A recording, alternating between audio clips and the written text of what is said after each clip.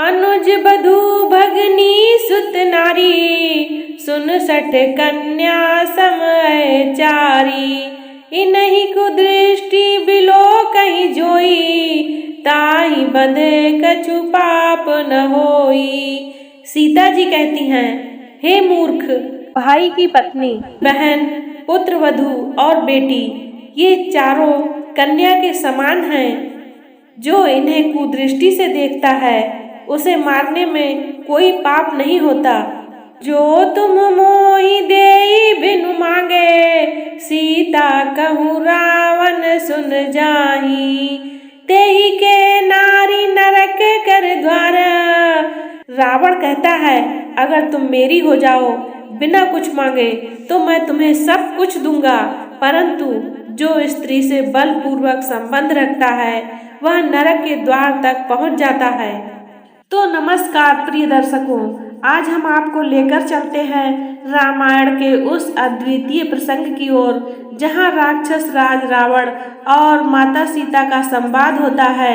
यह संवाद केवल शब्दों का आदान प्रदान नहीं है, बल्कि यह श्री राम के प्रति माता सीता के अटूट प्रेम और रावण के अहंकार का सीधा सामना है। तो देखिए कैसे माता सीता अपने साहस, निष्ठा और दृढ़ता से रावण के हर प्रयास को विफल कर देती हैं। तो प्यारे मित्रों, आज की कथा में आप सुन रहे हैं रावण सीता संवाद। सीता के कठोर वचन सुनकर राक्षस राज रावण ने उन प्रिय दर्शना सीता को यह प्रिय उत्तर दिया, लोक में पुरुष जैसे जैसे अनुनय विनय करता है वैसे वैसे ही वह उनका प्रिय हो जाता है, किंतु मैं तुमसे ज्यों ज्यों मीठे वचन बोलता हूँ तुम त्यों त्यों मेरा तिरस्कार करती जाती हो। तुम्हारे प्रति जो मेरा प्रेम उत्पन्न हो गया है वही मेरे क्रोध को रोक रहा है।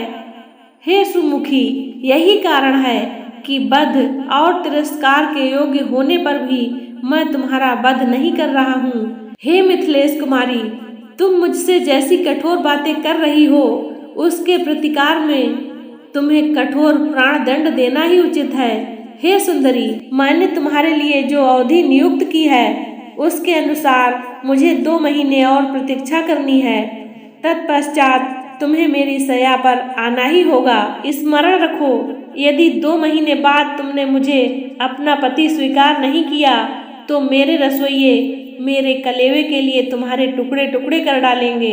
राक्षस राज रावण के इन वचनों को सुनकर पतिव्रत और पति के शौर्य के अभिमान से परिपूर्ण सीता ने कहा, निश्चय ही इस नगर में तेरा भला चाहने वाला कोई भी ऐसा पुरुष नहीं है जो तुझे इस निंदनीय कर्म से रोके। हे नीच राक्षस, तूने अमित तेजस्वी श्री राम की भार्या से जो पाप की बात कही है उसके परिणाम स्वरूप दंड से तू कहाँ जाकर छूट पाएगा। मैं धर्मात्मा श्री राम की पत्नी और महाराज दशरथ की पुत्र वधू हूँ। हे दशानन रावण, मेरा तेज ही तुझे भस्म कर डालने के लिए पर्याप्त है। केवल श्री राम की आज्ञा न होने से और अपनी तपस्या को सुरक्षित रखने के विचार से मैं तुझे भस्म नहीं कर रही हूँ। निसंदेह तेरे वध के लिए ही विधाता ने यह विधा रच दिया है। तू कितना वीर और पराक्रमी है इसका पता तो मुझे उसी दिन चल गया था जब तेरे पास इतनी विशाल सेना, बल और तेज होते हुए भी तू मुझे चोरों की भांति मेरे पति की अनुपस्थिति में चुरा लाया था। क्या इससे तेरी कायरता का पता नहीं चलता? सीता के मुख से ऐसे अप्रत्याशित एवं अपमानजनक वचन सुनकर रावण का संपूर्ण शरीर क्रोध से थर थर कांपने लगा। उसके नेत्रों से अंगारे बरसने लगे। वह दहाड़ता हुआ बोला, अन्यायी और निर्धन मनुष्य का अनुसरण करने वाली नारी, जैसे सूर्य देव अपने तेज से प्रातःकालीन संध्या के अंधकार को नष्ट कर देते हैं, उसी प्रकार मैं तेरा तत्काल विनाश किए देता हूँ। तत्पश्चात रावण ने एकाक्षी मतलब कि एक आंख वाली, एक कर्णा मतलब एक कान वाली, अश्वपदी घोड़े के समान पैर वाली, सिंह मुखी सिंह के समान मुख वाली आदि विकराल दिखाई देने वाली राक्षसियों को संबोधित करते हुए कहा, जिस प्रकार भी हो सीता को मेरे बस में होने के लिए विवश करो। यदि वह प्रेम से न माने तो इसे मनचाहा दंड दो, ताकि यह हाथ जोड़कर गिड़गिड़ाती हुई मुझसे प्रार्थना करे और मुझे अपना पति स्वीकार करे।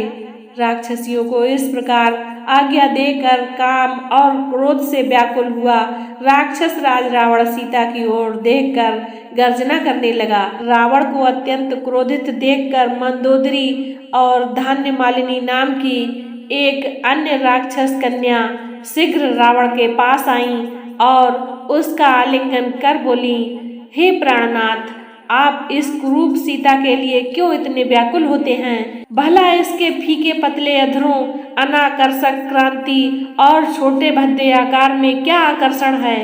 आप चलकर मेरे साथ विहार कीजिए, इस अभागी को मरने दीजिए।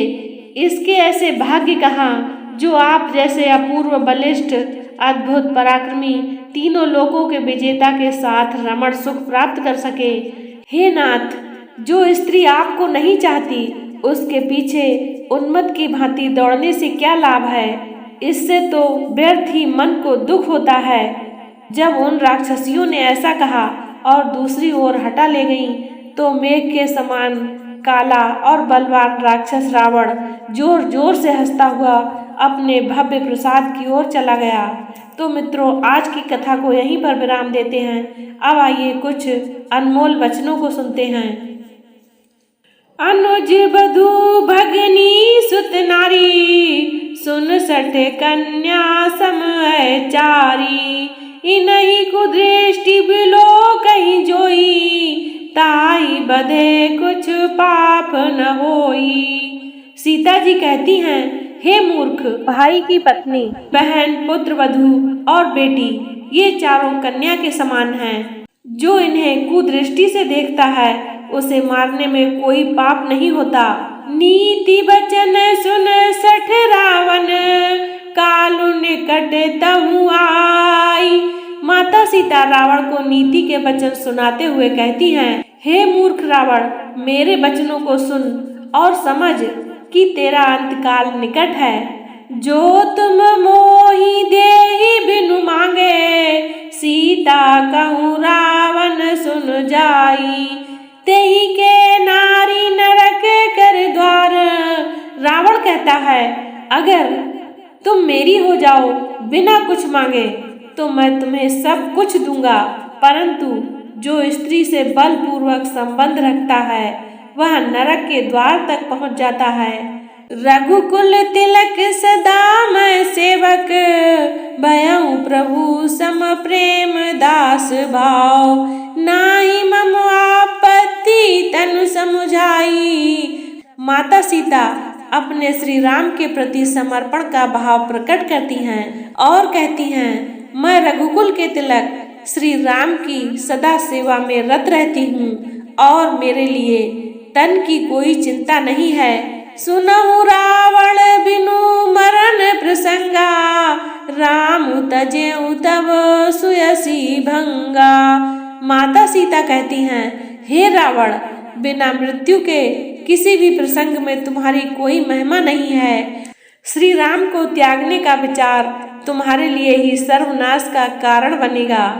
तो प्रिय मित्रों, यह था रावण और माता सीता के बीच का वह महत्वपूर्ण संवाद जिसने यह स्पष्ट कर दिया कि सत्य और निष्ठा का मार्ग कितना कठिन है लेकिन शक्तिशाली है। माता सीता ने रावण की हर कोशिश को असफल कर दिया और श्री राम के प्रति अपनी निष्ठा को अमर कर दिया। अगर आपको यह वीडियो प्रेरणादायक लगी हो तो इसे लाइक और शेयर जरूर करें और हमारे चैनल को सब्सक्राइब करना ना भूलें। तो फिर मिलते हैं अगले एपिसोड में, तब तक के लिए जय श्री राम, जय हनुमान।